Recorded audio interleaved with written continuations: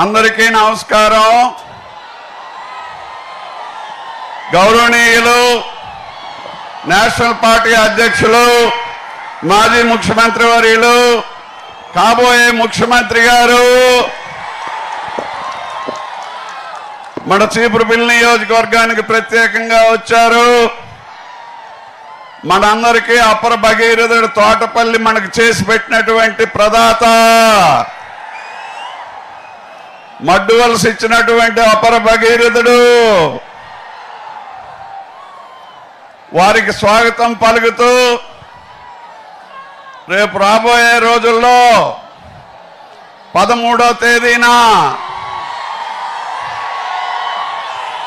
మాయిల పకీరు ప్రాణం చిలకపెట్టలో ఉంటుంది. జగన్మోహన్ రెడ్డి ప్రాణం మీ చేతిలో ఉంటుంది. 13వ తేదీన మళ్ళీ బాబు గారిని రప్పించాలి. నేను బాబు గారు అంటాను, మళ్ళీ రప్పించాలనండి. బాబు గారు, బాబు గారు,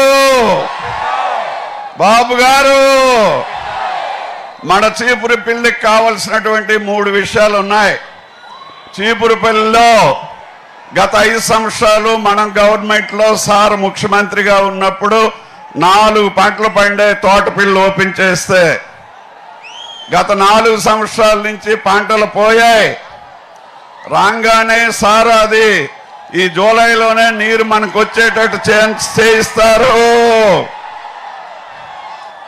అలాగే ఫెర్రో ఎల్ఐస్ 20 ఫ్యాక్టరీలు మూతబడినాయి.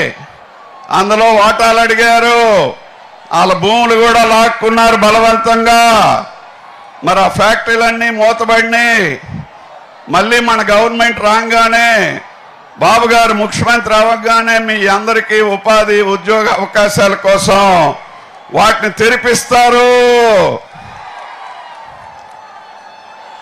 అదేవిధంగా రాబోయే రోజుల్లో ఉద్యోగ ఉపాధి కోసం మరి పరిశ్రమలను ఇక్కడ నెలకొల్పడానికి ప్రత్యేకంగా, అదేవిధంగా చదువు కోసం ఇన్స్టిట్యూషన్స్ కూడా ప్రత్యేకంగా ఏర్పాటుకి ఈ 3 విషయాలు సార్ చెప్తారు.